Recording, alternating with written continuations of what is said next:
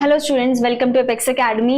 Hope so आपको पिछले जो मॉक टेस्ट आपने दिए हैं उसमें आपका परफॉर्मेंस काफी अच्छा होगा। और आज हम मॉक टेस्ट 5 के जो क्वेश्चंस हैं वो डिस्कस करेंगे, सोल्यूशन समझेंगे। तो होप सो आपने मॉक टेस्ट 5 भी अटेम्प्ट कर चुके होंगे और आपको अपनी परफॉर्मेंस का पता लग गया होगा। तो अब इसके क्वेश्चंस जो हैं वो वन बाय वन हम डिस्कस करते हैं। सबसे पहला क्वेश्चन क्या है, which is dying star, which is a dying star. तो इसमें डाइंग स्टार कौन सा है, आपका सुपरनोवा। यस, स्टार से रिलेटेड क्या पूछ सकते हैं ये भी मैंने आपको बताया था। सबसे पास कौन सा स्टार है वो पूछ सकते हैं, और सबसे ब्राइटेस्ट कौन सा स्टार है। ठीक है, ओके। नेक्स्ट क्वेश्चन है, the visible yellow face of sun. तो वो क्या कहा जाता है, येलो फेस ऑफ सन कहा जाता है फोटोस्फेयर। आपसे ये भी पूछ सकते हैं, सबसे आउटर मोस्ट लेयर ऑफ सन क्या है, उसको कहा जाएगा कोरोना। ठीक है, और एक होता है क्रोमोस्फेयर। क्रोमोस्फेयर आपका इनर लेयर ऑफ सन कहा जाएगा। ठीक है, तो ये जो लेयर्स होते हैं, ठीक है, फोटोस्फेयर, क्रोमोस्फेयर, कोरोना, ये आपसे पूछे जाएंगे, इनसे रिलेटेड क्वेश्चंस पूछे जाते हैं, तो ये तीनों को याद रखना। ओके, नेक्स्ट क्वेश्चन है, इन इलेक्ट्रिकल हीटिंग अप्लायंसेस, जो आपका हीटिंग एलिमेंट है वो किस चीज से बना होता है। इस एलिमेंट का आपको नाम याद ही हो गया होगा, नाइक्रोम से। Okay, next question, heating heat produce in a circuit, ये आपका किससे रिलेटेड है। स्टार्टिंग के जो कुछ मॉक टेस्ट है ना, इसमें आपके कुछ कुछ क्वेश्चंस जो हैं वो काफी रिलेटेड हैं, मिलते जुलते हैं, ताकि आपको एक बार थोड़ा आइडिया हो जाए। बाकी आपके बाद के जो क्वेश्चन है, हाँ, उसके बाद आपका जो थोड़ा लेवल है वो जरूर बढ़ेगा। तो यहाँ पे आपका क्या है, H is directly proportional to I square. Formula क्या था, H is equals to I square R T. Okay, next question, the light when enters the human eye, तो जो रिफ्रैक्शन एक्सपीरियंस किया जाता है while passing through it is by cornea। ठीक है, cornea के थ्रू वो एक्सपीरियंस किया जाता है। रिफ्रैक्शन में देखो, रिफ्रैक्शन में दो कंसेप्ट भी आएंगे कि अगर आप रेयरर से डेंसर मीडियम में जा रहे हो, मतलब खाली इलाके से भरे हुए इलाके में जा रहे हो, तो आपका जो रिफ्रैक्टेड रे है वो आपका टुवर्ड्स द नॉर्मल बेंड होगा। और अगर आप खाली इलाके में जा रहे हो, यानी कि डेंसर से रेयरर मीडियम में जा रहे हो, तो आपका अवे फ्रॉम द नॉर्मल होगा। ठीक है, तो ये चीजें ध्यान देंगे। Light of different colours propagate through, तो वो आपका डिफरेंट वेलोसिटी से जाएंगे। ओके, जो आपका लॉ ऑफ ऑक्टेव्स था उसमें क्या है, कैल्शियम जो है वो एप्लीकेबल है, कैल्शियम तक ही वो एप्लीकेबल है। और लॉ ऑफ ऑक्टेव्स में था क्या कि फर्स्ट एलिमेंट का लास्ट एलिमेंट, एट्थ एलिमेंट के साथ जो प्रॉपर्टीज हैं वो काफी ज्यादा रिजेंबल करेंगी। Okay, next question, according to Mendeleev's periodic law, जो एलिमेंट अरेंज किए गए हैं पीरियोडिक टेबल में वो अरेंज किए गए हैं according to their increasing atomic masses. ठीक है, और मेंडलीव्स, ये मेंडलीव की बात है। मॉडर्न पीरियोडिक लॉ में, एक सेकेंड, यस, मेंडलीव का था। मॉडर्न पीरियोडिक लॉ अगर पूछा जाएगा तो वो आपका क्या है, इंक्रीजिंग एटॉमिक नंबर के according. Carbon exist in the atmosphere in the form of carbon dioxide only, C option correct है। ठीक है, यहां पर आपका क्या है correct about carbon compounds, that is they are poor conductor of electricity and do not have strong force of attraction between their molecules. यानी कि फर्स्ट, सेकंड एंड फोर्थ, यानी कि थर्ड ऑप्शन आपका यहाँ पर सही है। नेक्स्ट है, which of the following properties generally not shown by metals, that is dullness. ठीक है, next, the ability of metals to be drawn into thin wire, वो आपका क्या है, डक्टिलिटी है। ठीक है, डक्टिलिटी है। नेक्स्ट है question, what happens when a solution of N acid is mixed with a solution of a base. तो क्या होगा, सॉल्ट बनेगा और वहां पे टेम्परेचर इंक्रीज भी होगा। ऑप्शंस में देखो, स्टेटमेंट्स भी ध्यान से देख लेना, ऊपर नीचे भी स्टेटमेंट होते हैं। तो फर्स्ट और फोर्थ बिल्कुल करेक्ट आंसर है।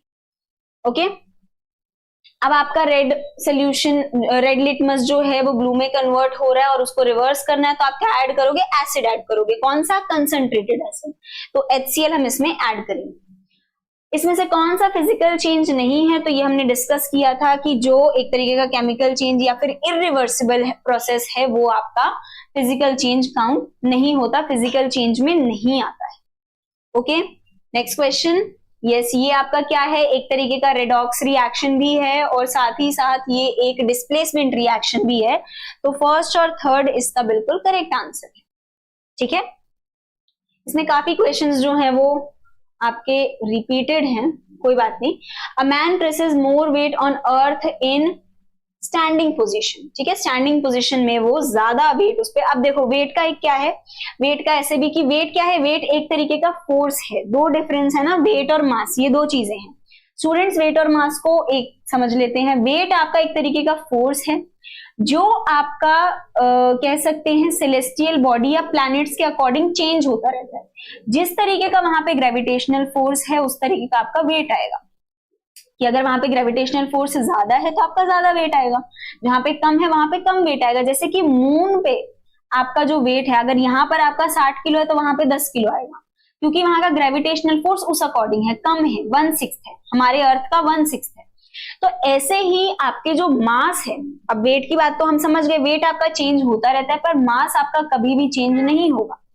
जितने आपके अंदर मॉलिक्यूल्स हैं, वो चाहे आप अर्थ पे रहो, चाहे मून पे रहो, चाहे जुपिटर पे चले जाओ, आपके अंदर के जो मॉलिक्यूल्स हैं वो कभी भी चेंज नहीं होंगे, उनका कंस्टिट्यूएंट कभी भी चेंज नहीं होगा। ओके, तो आपका यहाँ पर उस अकॉर्डिंग मास और वेट में आपको डिफरेंस ध्यान देना है। 18th क्वेश्चन क्या है, a piece of ice is dropped in a vessel containing kerosene, तो वहां पे क्या होगा, राइज करेगा आपके केरोसिन का level.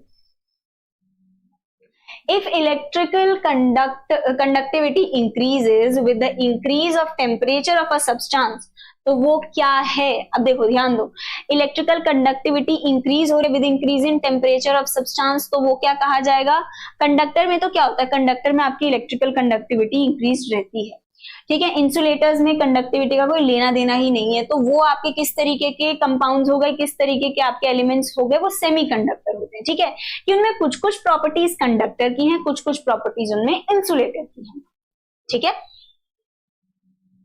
Product of force and velocity is, इसमें आपको सबके फॉर्मूले पता होने चाहिए, दैट इज मोमेंटम जो है मास इनटू वेलोसिटी है, energy is equals to work upon time, नहीं एनर्जी इज इक्वल्स टू आपका इसमें आ गया, एनर्जी में वैसे आपका फॉर्मूले कई सारे बन गए, जैसे कि काइनेटिक एनर्जी भी आपकी एक तरीके की एनर्जी ही है, 12 mv², ठीक है, या फिर आप इसको लिख सकते हो पोटेंशियल एनर्जी के इक्वल भी लिख सकते हो, mgh, ठीक है। तो ये आ सकते हैं कैसे, देखो वर्क आपका क्या होता है, वर्क आपका होता है फोर्स इनटू डिस्प्लेसमेंट, इससे सारे सहमत हैं, फोर्स इनटू डिस्प्लेसमेंट होता है, और अपॉन टाइम आ गया, डिस्प्लेसमेंट अपॉन टाइम आपका किसके इक्वल है, वेलोसिटी के, तो फोर्स इनटू वेलोसिटी आपका पावर के इक्वल है। पावर ये किस टर्म में है, ये आपका है पावर, कह सकते हैं ये लेंस वाला पावर नहीं है, ये आपका इलेक्ट्रिसिटी में जो पावर आ गया, ठीक है, वो आपका पावर है यहाँ पे। Work is equals to force into displacement, ये आप ध्यान देंगे, ये डिस्प्लेसमेंट है, डिस्टेंस नहीं है, तो वो चीजें ध्यान देनी है। तो इसमें आपका पावर बिल्कुल करेक्ट आंसर है कि product of force and velocity is called power. Learning आपका किससे रिलेटेड है, लर्निंग, थिंकिंग, स्पीकिंग, ये सारा का सारा आपका रिलेटेड है सेरेब्रम में, सेरेब्रम आपका पार्ट है फोर ब्रेन का, ओके। सेरेबेलम जो है वो आपका हिंड ब्रेन का पार्ट है, ठीक है। तो जब आप अल्कोहल कंजम्पशन करते हैं तो फिर आपका क्या होता है, बॉडी पोस्चर जो चेंज होता है, वहां पर हम उससे वो रिलेट कर सकते हैं कि ये अल्कोहल जो है वो सबसे पहले सेरेबेलम को अफेक्ट करता है, ठीक है। Endocrine glands are those which pour their secretions into ducts, ठीक है, डक्ट्स में वो अपने जो हार्मोन्स हो गए उनको सिक्रीट करते हैं। यूनिट ऑफ रेजिस्टिविटी हमने डिस्कस किया था, दैट इज ओम मीटर। अब किसी की भी यूनिट, आपको अगर फॉर्मूला पता है, आप किसी की भी यूनिट बहुत इजीली बता सकते हो, बस बेसिक जो है वो आपके क्लियर होने चाहिए, ठीक है, बेसिक्स आपके क्लियर होने चाहिए। नेक्स्ट क्वेश्चन है take the odd one out, तो यहाँ पे सबसे ऑड कौन सी चीज है, बाकी सारे तो एलिमेंट्स हैं, बट पोर्सिलिन क्या है, आपका एक सब्सटेंस है, okay. Which one of the following is acidic, तो हमने पढ़ा था कि लेमन जूस में आपका सिट्रिक एसिड पाया जाता है, टमाटोज में ऑक्सैलिक एसिड, ये स्टूडेंट्स को नहीं याद रहता, टमाटो में आपका सिट्रिक एसिड नहीं पाया जाता, उसमें ऑक्सैलिक एसिड पाया जाता है। विनेगर की अगर मैं बात करूं उसमें एसिटिक एसिड पाया जाता है। टैमरिंड या फिर इमली की बात करूं तो वो आपका क्या हो गया, उसमें टाइटरिक एसिड। 5 तरीके के एसिड के बारे में पूछा जाएगा, सिट्रिक, एसिडिक, टाइटरिक, ऑक्सैलिक और आपका लैक्टिक एसिड, ठीक है। तो लैक्टिक एसिड आपके सारे के सारे मिल्क प्रोडक्ट जो हो गए उनमें पाया जाता है, तो ऑल ऑफ दीज आपका इसमें करेक्ट आंसर है। Next question, the main hindrance और ऑब्स्टिकल क्या है आपके टीचिंग ऑफ साइंस में, ठीक है। ऑडियो विजुअल एड में जो सबसे बड़ा ऑब्स्टिकल है, हिंड्रेंस है, वो क्या है? Lack of facility for training of teachers, failure of electricity भी है, साथ ही साथ इकोनॉमी भी है, ठीक है, अर्थव्यवस्था भी है। अच्छा, कितनी कैटेगरीज में डिवाइड किया गया है इलस्ट्रेशंस को? इलस्ट्रेशंस को मेनली मेजरली 2 कैटेगरीज में डिवाइड किया गया है, ये आप ध्यान देंगे, okay. Next, who is the originator of question answer method? Originator की बात हो रही है, who is the originator of question answer method? वो आपके हैं सोक्रेट्स, ठीक है। फादर पूछे जाएंगे, वो है Plato. Type of teaching aid which is not included in Edgar Dale's galaxy of teaching aid, तो वो प्रिंटेड एड्स भी हैं, विजुअल एड्स भी हैं, ऑडियो भी हैं, बट आपका थिएटर नहीं है उसमें इंक्लूडेड, ठीक है, बट उसमें आपका थिएटर इंक्लूडेड नहीं है। Okay, last question, scholastic aspects of students denotes, क्या बताता है ये? Learners knowledge, learners understanding and application, learners evaluation analysis and creating skills, creative skills, या फिर all of this? All of this इसका बिल्कुल करेक्ट आंसर है, ठीक है। तो होप सो आपको जो मॉक टेस्ट 5 का सोल्यूशन बताया गया है, इसमें काफी क्वेश्चंस जो थे, है ना, बहुत ही सिंपल थे, तो इजीली आपसे हो गए होंगे और आपके जो स्कोर हैं वो भी काफी अच्छे आए होंगे।